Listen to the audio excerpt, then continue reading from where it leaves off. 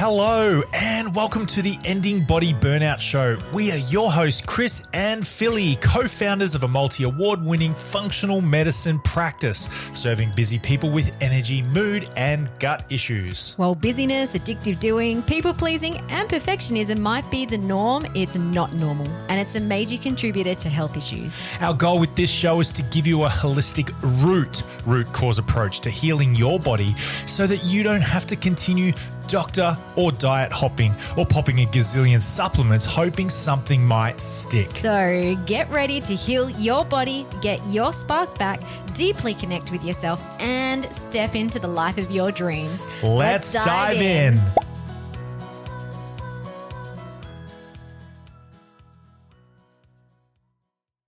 To the podcast, lovely people. Today we have Dr. Harmony Robinson-Stagg on the podcast.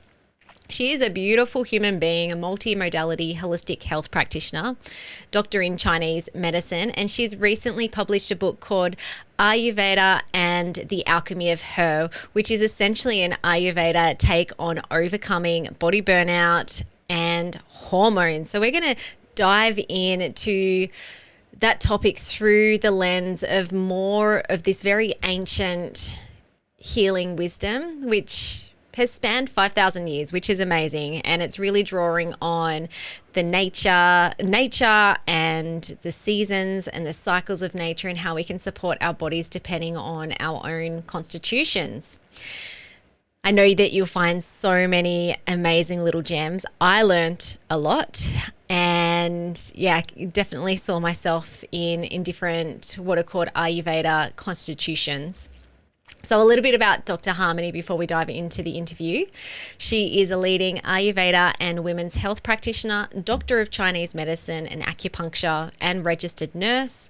With over 20 years of experience, Harmony masterfully integrates Ayurvedic wisdom, acupuncture, and Western health practices to guide women towards optimal health, hormonal balance, and holistic success.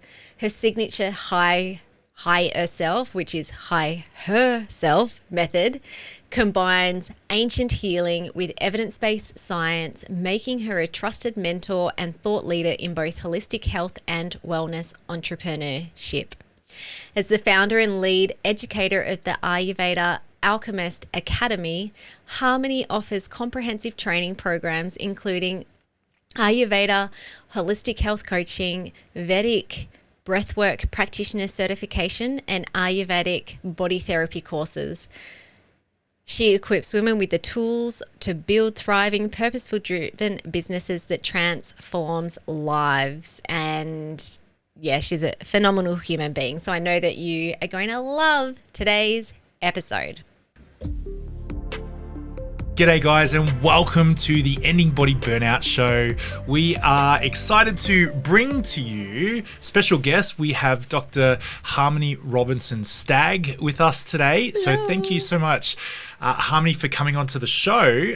We're excited to have a good conversation with you, get to know a little bit more about you and what you do. And your new book. Yeah, totally. Which has been birthed out into the world, which is so exciting. Yes. Thank you so much. I'm really excited to be here and chat with you lovely people as well. So good. For sure. Okay, when we have guests on, especially if they are working in the holistic health space, as you are, we love to just dive straight into the personal story so that our listeners can really get to know you and what you've kind of like worked through yourself, which is then carried over into the work that you do with your clients. Yeah, let's do it. Yeah. So my story starts a little while back before the birth of my kids.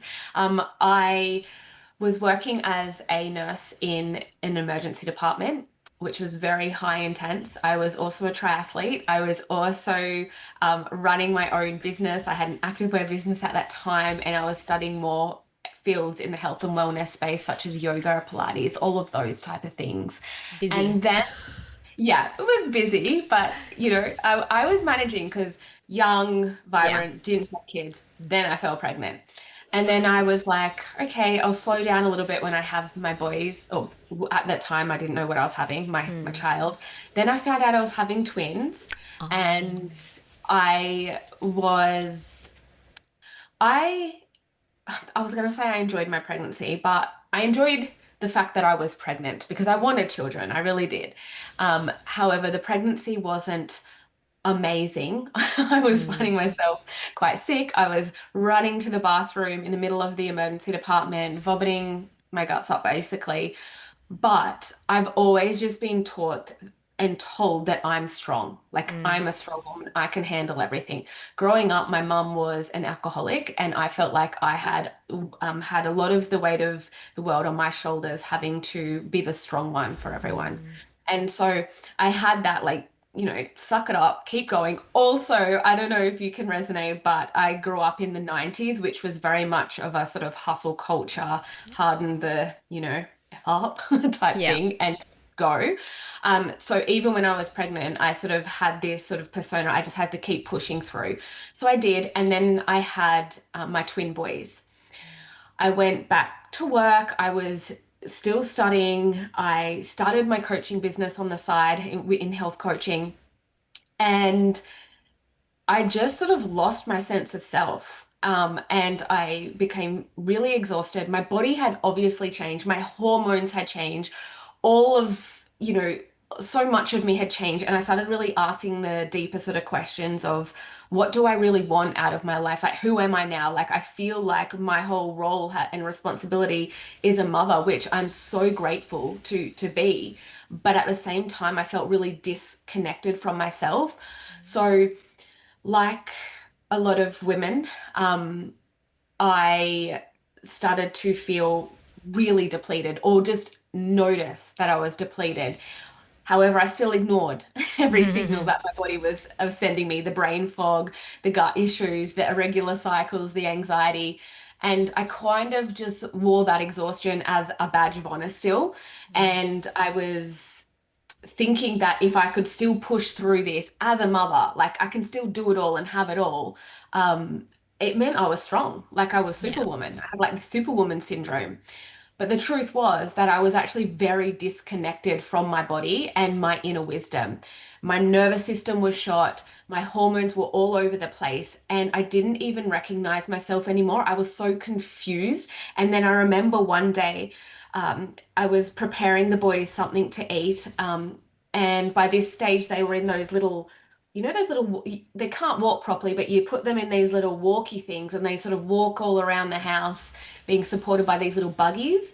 And they were roaming all around. And I just broke down in tears on my kitchen floor. I just started crying. And I'm like, I feel my body feels terrible. It doesn't feel like my body. My mind is all over the place. I feel a loss of disconnect with who I am, what I want to do. And I should be really, really grateful because I Mm. actually have a beautiful life, a beautiful family, beautiful children. And that's when I realized I was in the thick of absolute burnout. Hmm. So common. So Yeah. common. What do you think? I mean, you've mentioned a lot of things that was going on around that time, and in hindsight, now being able to recognize patterns and disconnect. What do you think was at the root, like the root cause Yeah. of Yeah. the body burnout? Um, yeah. So obviously there was the fact that I was doing too much and I was just trying to push through at the detriment to my own mental health and my body. But I think the root for me was really disconnection. And that's disconnection from my body, from my feminine rhythms, and from my true self. I was living in this survival mode and I was constantly in this fight or flight response and really trapped in the masculine paradigm of success.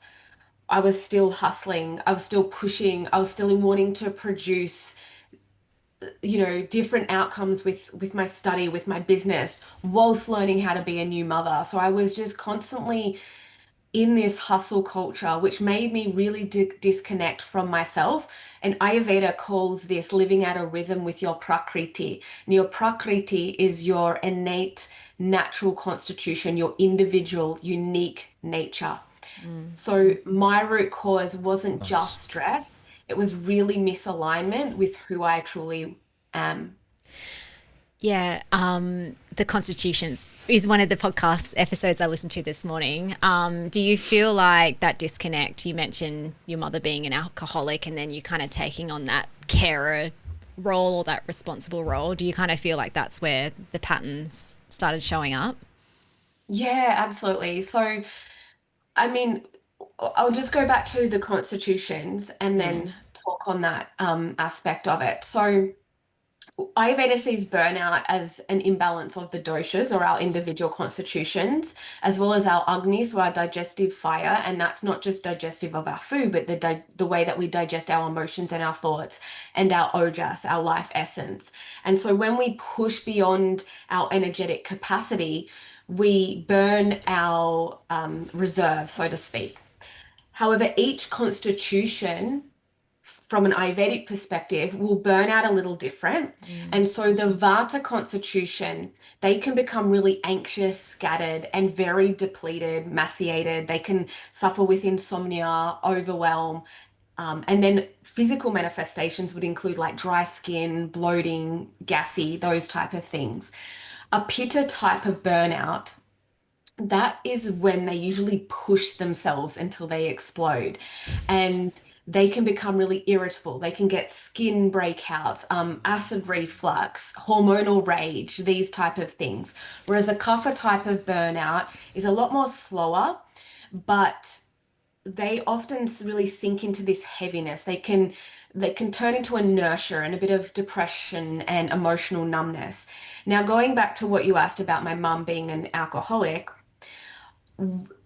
with that being on my shoulders, having to sort of be the strong one and always on edge around her as well, I felt that that increased my pitta constitution. Is that the And so, second, is it that the second one? yeah, so Yeah. Okay. the fire That's the constitution. one that I resonate with when I think about my past body burnout Yes. experiences. Mm-hmm.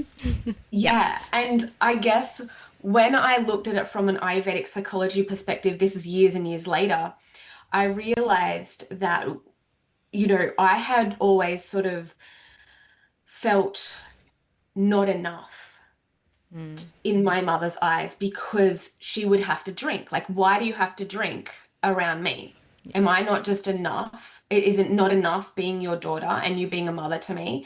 And so I took on that as I have to always prove my worth. Mm. Not only do I have to be the strong one, but I have to be really productive to prove my worth of who I am in this Yeah. world. And so that prototype really fits in with the Pitta constitution. And so the concept in Ayurveda is like attracts like. And so more heat, more fire, more productivity, more push, increase that pitta constitution. So when I burnt out, it was a reflection of those years of myself trying to prove my worth because I didn't feel good enough because my mum couldn't be sober around me. Mm-hmm. Now, I know that wasn't her truth now when I look Mm-hmm. at it from an Ayurvedic perspective and psychology perspective, like her truth wasn't my truth, but it's the framing, the imprints that were left in my mind as a child. We call them samskaras. That's what drove me into my adult life. Mm. Yeah. So interesting. Um, oh, this might be a bit segue. Do I ask it now or later? Yeah, let's just ask it now. The Do it. constituents. Oh, is it constitutions or Yeah, our individual okay, constitution, or the doshas, we call them in the Ayurveda. doshas? Yeah. Do you, because I think when I was listening to your podcast episode on it, there was something around, you're born with this constitution, is that right? And Yeah, how so and how do you figure out what constitution you are? Is that based on when you were born or just based on patterns that are showing up? yeah. So your prakriti is the constitution you're born with. So that is the underlying blueprint of who you are.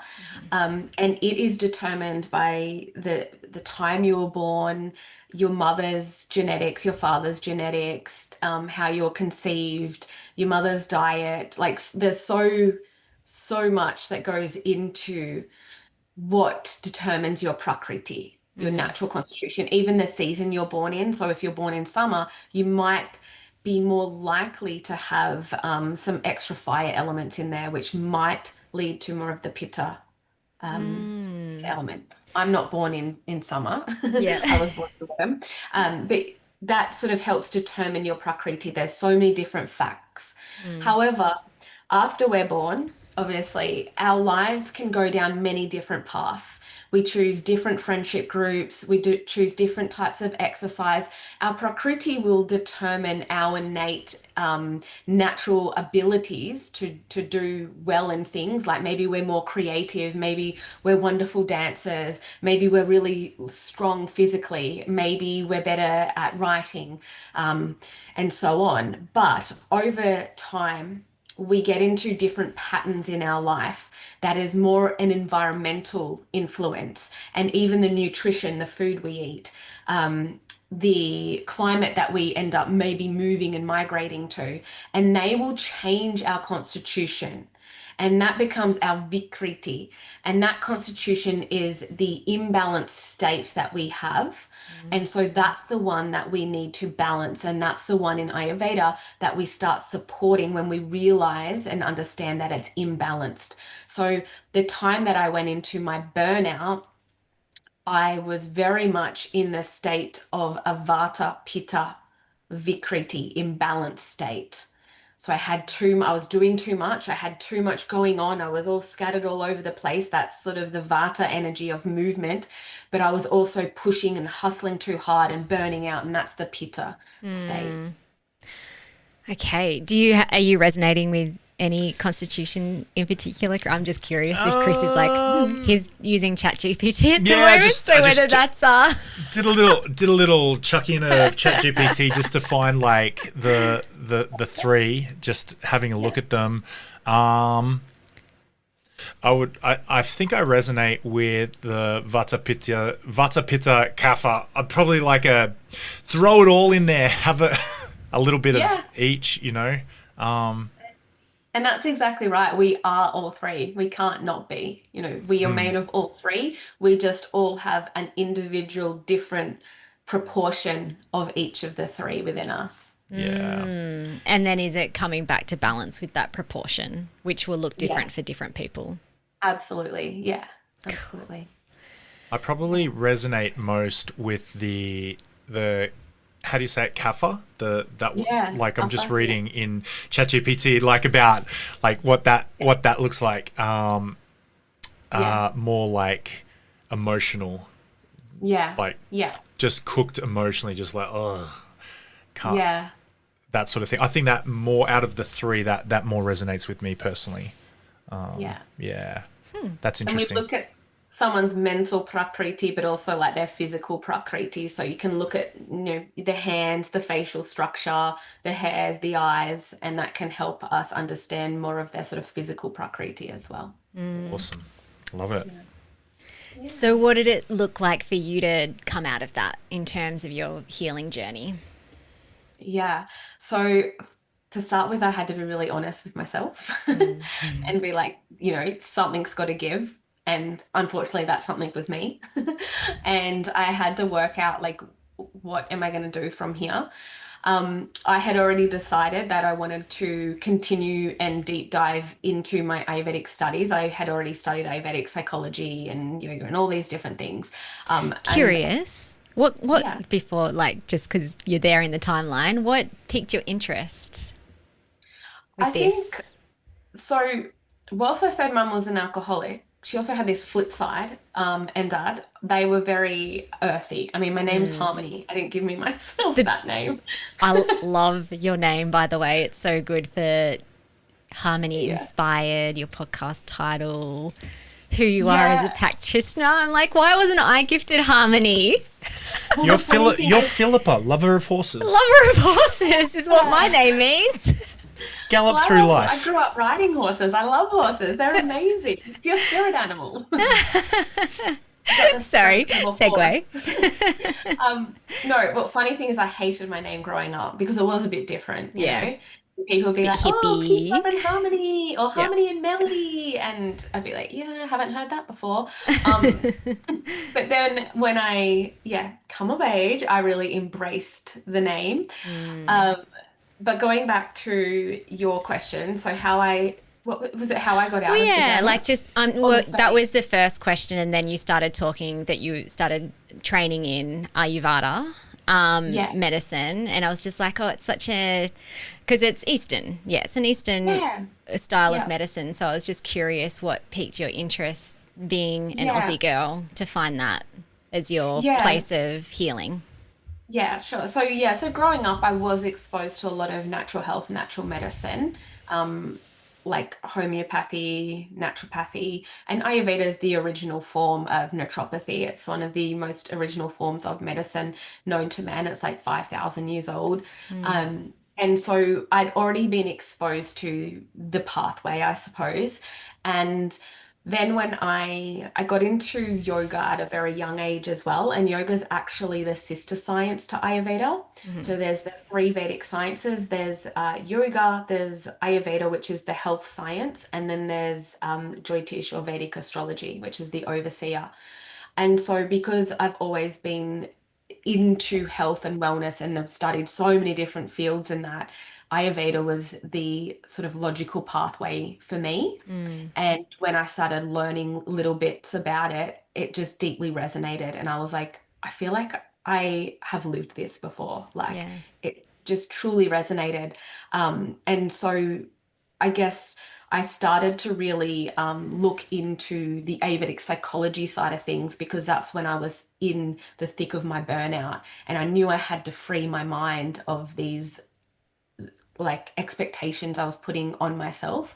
And I didn't really know how to do that and how to articulate that. So I did a lot of reading and that it started from there. And then I sort of weaved in and looked at it as a whole health modality and studied an advanced Ayurvedic medicine diploma. Mhm. So that's sort of how that came about.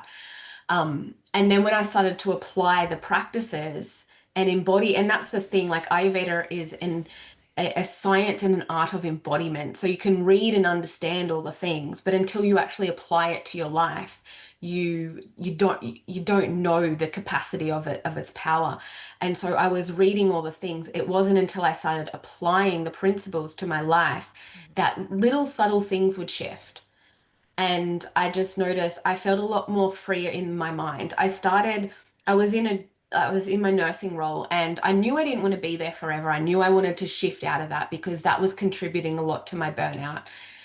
But instead of feeling resentful about that, I started to feel grateful that I had a government backed job that was providing me with an income so that I could work on my passion, my dharma, what I felt was my purpose. And that was really at that time studying and embodying the art of Ayurveda. And I knew I was going to make something more of it. So I knew I was going to go down the business pathway with it. And once I started implementing the different diets, so I've got a very much a Vata constitution in my body and with my dietary system. So I would get very bloated and I'd be eating all the salads, like I'd eat Mm. healthy salads all the time, but they're very cold and hard to digest. And so for my constitution, it wasn't supporting my gut health, even though it was quote unquote healthy. So Mhm. when I started implementing more cooked, warm, grounding foods that Vata needs, I noticed that my gut health started to improve when I started aligning my energy and my thought processes started to create a dinacharya. It's what we call our sort of daily routine. My hormones started to settle. And so it wasn't overnight, but it was over time. These subtle things that I was doing through this Ayurvedic protocol I had set for myself through my study, I realized I was making huge shifts. And then my husband made a comment and he was like, "Oh my gosh, I feel like you have changed so much and you're so good at regulating yourself now." And that was almost one of the biggest compliments because as a pitta we can go and just fly off the handle Wow. like crap. But I was just regulating myself. And hormonal imbalances a lot of the time stem from stress Mm. and not being able to regulate our central nervous system. And so I think that was the power of embodying the practices was being able to regulate my whole nervous system and really sort of quiet the chatter that was in my mind so I could start to ask myself more quality questions that would give me better quality of life. Yeah, that's so good. So in terms of practices, because you mentioned eating, could you share, like going back to the three constitutions, like different ways people might be eating, moving their body, lifestyle wise, I guess like how maybe self-care practices to regulate or respond to stresses. I'm assuming that there's different things for different constitutions that are going to help personally with that person. Is that right? Absolutely, yeah. So if you have more of a Vata constitution and your Vata's imbalanced, that will look like a little bit more erratic. So Vata is governed by the ether, so the space and the air element. So if you think of air I mean, we were discussing how windy it is, right? Today. My And so crazy hair. crazy hair, like movement, wind can change. It can make you feel really flighty. It can make you feel anxious. It can make you feel stressed. There's so much sort of going on, a lot of movement. And so we want to bring in the opposite. So like I said, there's a principle in Ayurveda, like attracts like, but also opposites balance or decrease each other. So the opposite to movement is more grounding, nurturing, earthing. So a Vata constitution, they typically, when they're balanced, they're very creative, they're very intuitive, they're great communicators, they're very friendly, great at speaking. But when they're imbalanced, they can become very scattered with their words and with their mind. They can lack routine, they can become hypersensitive. And so what we want to do for the Vata people is actually bring in routine. Even though they don't like rules and often don't like routines, they need that because they need the grounding. They need to feel safe in their mind and body because Vata governs that central nervous system. And so for them as well, when it comes to their digestion, it can often be represented with a lot of gas and a lot of airy bloating because of that air element. So instead of having cold, raw foods, which increases that quality, we want to give them nourishing, warm, grounding foods. So like root vegetables, they need to be sitting down when they're eating, not like eating on the fly, sculling some coffee. Like that's only going to increase the Vata. There's a practice we call self-abhyanga, which is giving yourself a self-oil massage daily. And that not only helps with the lymphatic system, but it helps govern the central nervous system and support the Vata dosha. So there's some things that you can do if you're feeling very Vata. So Pitta is governed by the fire and water element. So they can become very overheated. They are really good leaders when they're balanced. They can be very productive when they're balanced. They're very sharp, have a sharp intellect. They can have a really good digestive power when they're balanced. When they're imbalanced, they can become so stuck in what they're doing that they overwork, they burn themselves out, they become very irritable, they can become judgmental, a bit angry, and so on. And so, Chris is like, All right, I'm kind of resonating with that. Are you talking about for me? Oh, I think or both for of you? us. We're like we get into a little competitive type thing. very competitive. They are so I'm more competitive than you are. No, I am. No, I am. Exactly. The bitters, the fire. Fire with fire, it combusts, right? So the more fuel we add onto the fire, the more that they're going to become elevated. And so what they need often is cooling. And so that might be going out and walking in nature if it's cool, obviously. I'm going for a swim, but also when they're balanced, they're passionate, but when that passion becomes overheated, it can become quite forceful and judgmental. So what happens when they're out of balance? We need to bring a little bit more fun and lightness into their life. So often with my Pitta clients, they'll have a to-do list that's just like back to back. And they're like, what else can I do to help my constitution? What else? I'm like, well, you can actually do less. That's what you need to do. Take some things off the list. Take it off. And if you're going to add anything, schedule in some time to just have fun. Like, just don't be competitive about it. Don't go to a hot yoga class and be like, ooh, look at me. Am I doing dances right? Like, just go and enjoy moving your body in a different way. So Pitta people, we need to have a little bit more fun, enjoy the elements of nature, release things from our to-do list, do some beautiful breath work that is cooling. So there's a Shitali breath where we curl our tongue and breathe through our mouth, like, Oh, yeah, it's like sucking a straw. yeah, exactly. And you can feel the cool air coming. Mm. That's going to cool pitta. Whereas when we breathe through the nose, which is usually the preferred method of breathing, this is actually warming for the body. So that's more appropriate for vata. Mm. What And then with about, cuff, oh, can I just yeah, ask food? Is yeah, that kind of like more cooling food if you're feeling quite like heightened pitta? yes, Yeah. absolutely. So you don't want to be going and getting spicy hot Mexican if Mm. you're already feeling heated and spicy, because it's going to add more spice to the spice. Mm-hmm. So you want to add some more cooling elements. So some nice cucumber or cooling in nature herbs like coriander. So there's different sort of spices and herbs and food groups that are going to support pitta. Watermelon's beautiful as well for if you're in Mm. that heightened pitta vibe. Mm.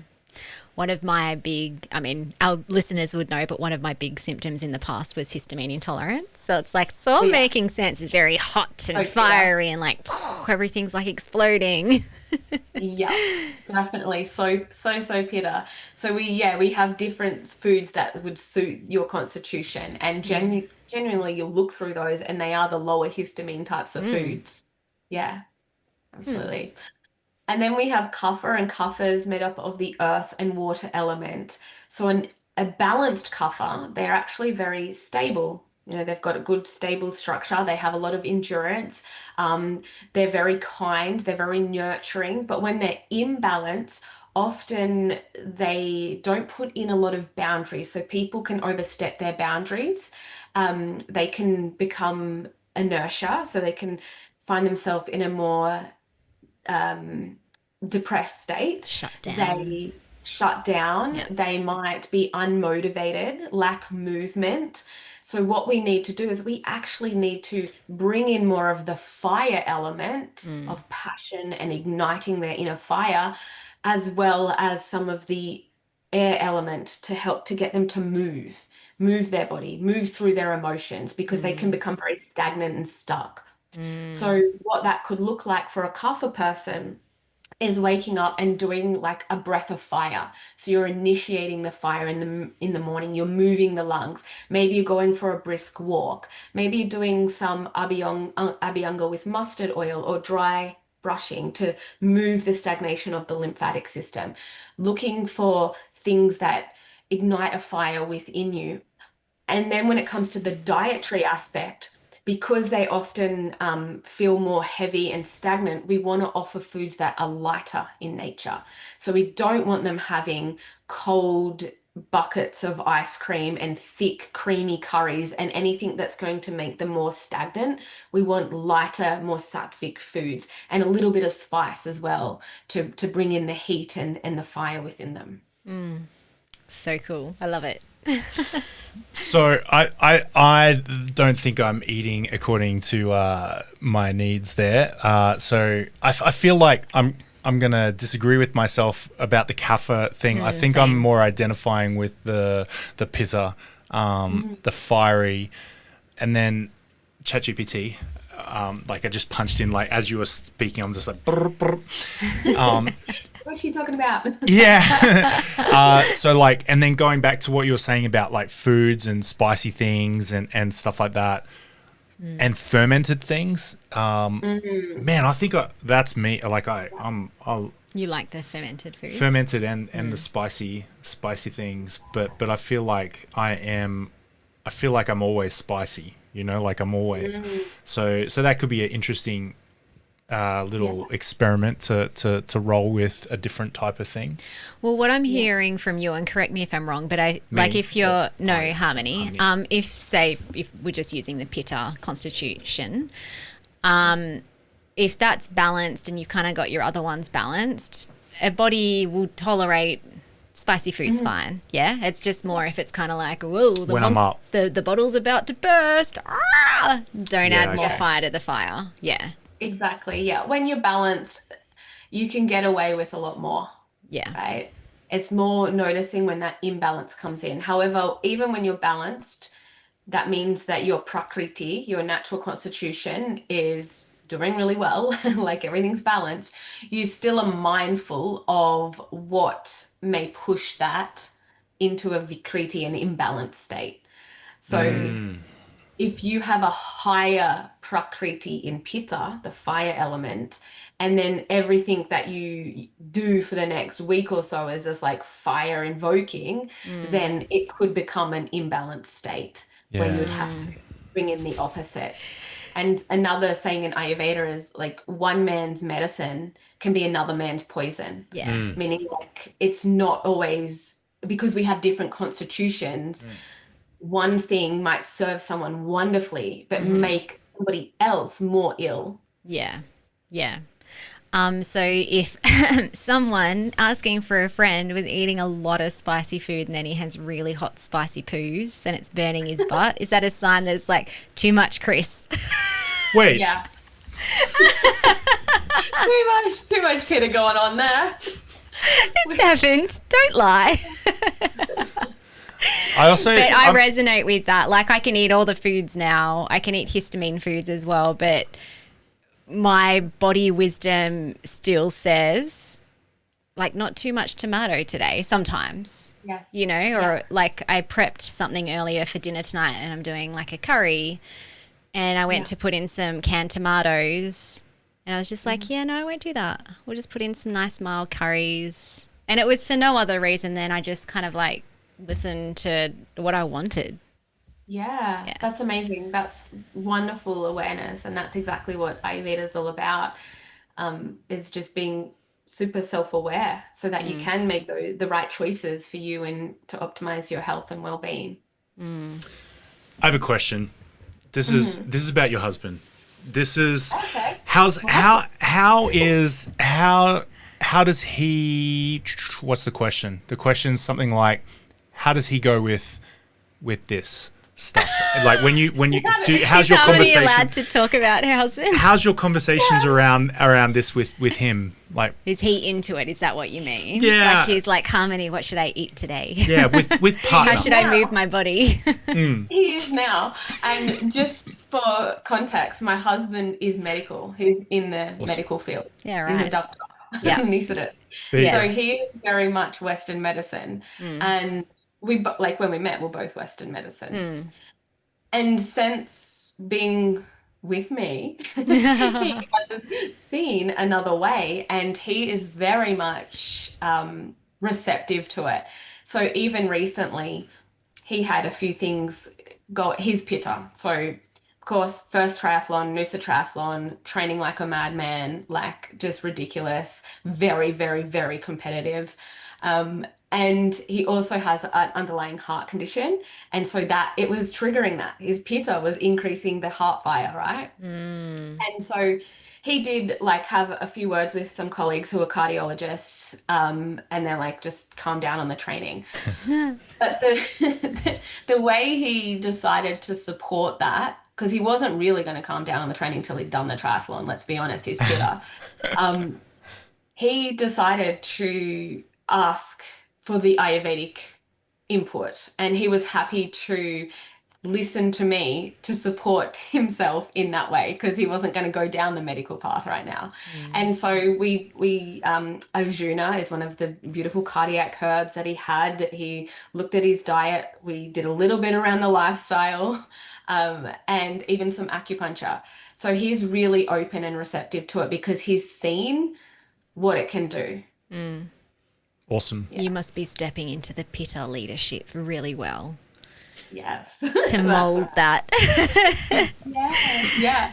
I mean, to be fair, I'm actually very logical and science-minded. I love science. I value it. I like to know things and always want to peel back, but why? And sometimes he's even more sort of like just accepts it for what it is than I do. I'm like, no, I also want to know how the science connects to this. So yeah, I'm actually That's the awesome. same. So in our practice, we like, I guess our physical science side of it is functional medicine and doing the lab testing and seeing what's happening in your body systems. But then we also do a lot of kind of like unconscious healing of patterns and beliefs and communicating with the body and the symptoms, which I mean, there's a bunch of science, but I'm always like, and how does this connect? What's the neuroscience behind that? It's like, I'm okay for it. Actually, like now, in the past, I wouldn't have been okay with woo-woo. It's like woo-woo, like that's not going to do anything. Whereas now I see that there's magic in the unknown, but still my brain is also like, and what's the science behind that? Oh, there's a lot of science behind the woo-woo. Yeah, I totally get it. And I do functional labs as well. And I value all of that. But I guess with Ayurveda, like it is the oldest sort of medicine known to men. It's been tried and tested over 5,000 years old. And the word itself means the science of life and longevity. Awesome. That's cool. And even in the Vedas, like the text, obviously there was no printers, paper and pen originally. So it was handed down through the oral route and then written on palm leaves and then finally made into textbooks. But they left the last few pages blank. And that's because it is the science of life. And so they knew there was going to be new emerging practitioners and science, and that life does change inevitably. But what Ayurveda does do is it draws all of its insights from nature. And that's pretty stable in understanding like the deep core of it, because nature is nature and it's been around forever. And so when you can bring your insights from nature, you can work with the medicine for a very, very, very long time. Fascinating. Yeah, it is so fascinating. Okay, so some of your work focuses on rewriting the rules of success for women, which I think it sounds like that's born out of your story and recognizing the hustle culture and patriarchy and all of that feeds into it. Yeah. Why do you feel like, I guess, what does that look like in terms of rewriting that story? Yeah. So in regards to, say, the hustle culture and the masculine, so yeah. I guess when we're in that mode of being, it really disconnects us as women from our biology. So the traditional model of success, it's quite linear, like we're always producing, we're always on, like I was before I hit burnout. But women, we're very cyclical, and we're not designed to be in go mode 24/7. So I think when we ignore our cycles, we override our hormonal intelligence, and that leads to dysregulation physically, emotionally, spiritually, and mentally. And so we really need to reframe success through a feminine lens, and that is to honor the rest that we need. It's to be able to flow. It's to tap into our innate wisdom, like you did with the tomatoes. It's about nourishment, like complete soul, body, mind nourishment and alignment. And I think that's what we need to be more aware of than just trying to succeed, to tick off our to-do list and to prove our worth as women. Because even if you look at it, it hasn't been that long really that we have been invited in the workplace and we have been invited to vote. Like, it was to the masculine that told us like when we could even do all this. And so we're still finding our way in this rhythm, trying to be and do it all and prove our worth in society. I think it's really important that we also have to come back to how we are biologically fit, and that is in line with our cyclical nature as women. Yeah, so just in terms of, I guess from a Ayurvedic perspective, or maybe even Chinese medicine perspective, what are your thoughts around the cycle in terms of, like, are you looking at that from the point of view of seasons as well, and like a natural cycle over the 30 days? Yeah, absolutely. So I think this is, when we do talk about things like biohacking our hormones and all of this, it really is just coming back into alignment with our cycle. And I will also preface this to say that not every woman is having a cycle, because for many reasons they might have gone into menopause already. Maybe they've been put into a surgical menopause, an early menopause, maybe they're taking a contraceptive pill. And if you don't have a natural cycle, you can still cycle with the moon, because like I said, Ayurveda draws its insight from nature. And so it still helps you go into a cyclical rhythm without having to physically have a menstrual cycle.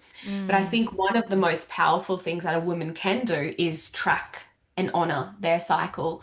And at every phase, we have the menstrual phase, the follicular phase, the ovulatory phase, and the luteal phase. And each of those different phases brings a unique essence and flavor and superpower to our abilities as women. And I guess when we look at it from that energetic standpoint, when we're menstruating, and if we're following the moon cycle, this will be like the new moon. So more of the yin aspect. This is a time for rest, reflection, and release. Like that's what our body's doing. It's releasing, it's cleansing. From the Ayurvedic perspective, it's also the Vata aspect of the menstrual cycle, meaning that because it is governing what we call a Panavayu, that downward movement, it is activating more of the Vata dosha. And so we need to bring in more of that grounding rest from that aspect as well. Then when we look at the follicular phase of the cycle, so this would be going into the next phase of the moon. So we've got the new moon and then the next phase. This is when we can start to plan and we can start new projects because we've already sort of rested, we've planted the seed in the menstruation, and now we're moving into more of an active phase. This is when our estrogen is starting to become at its highest point. So it grows the follicles so that we can release the wonderful egg in ovulation. And it gives us more energy and insights. And so this phase of the cycle is more kapha promoting. So meaning kapha governs growth, right? And so in this phase we're growing, we're increasing the estrogen, and so it is a time to balance that with more movement. And then we have ovulation. And this is a great time of transformation. It's a time of creativity, like we can create life at this time. And this is more the pitta phase of the cycle because it governs that transformation. And so we need to be a little bit more mindful and of maybe being overproductive. Sometimes we might find that, yep, that sounds good. We fill our to-do list, our calendar's full, we're like committed to all these things. And then we get to the next phase and we're like, oh my God, I've got to scrap all of the calendar. Because then we get into the luteal phase, and this is when we often need to set those boundaries and relook at what we have accumulated over the first phases of our cycle, and start to step back a little bit. So when we align with the rhythm of the cycle, then we become more vitalized. We increase our ojas and our tejas and all these wonderful, beautiful essence. But when we ignore the rhythm, we end up exhausted and depleted. And this is sort of, I guess, what we can call our hormonal advantage, right? We have this advantage, this sort of constant monitoring of our physical form and our physical bodies and our wonderful biology. So if we really sort of tap into what that looks like for us, we get to, again, understand ourselves better and how we function. I went to a retreat recently and there was a Chinese medicine practitioner, lovely lady, and she was talking about the cycles, and when she was talking about leading up to your period, so the luteal phase, she called it the witching hour. Just the words were like, oh, she's like, yeah, you turn into a witch. But the witch is powerful. The witch will tell you if boundaries have not been put in. It'll tell you, she will tell you the things you've been repressing. But also she doesn't have to be so witchy if you've been honoring the rest of the cycle.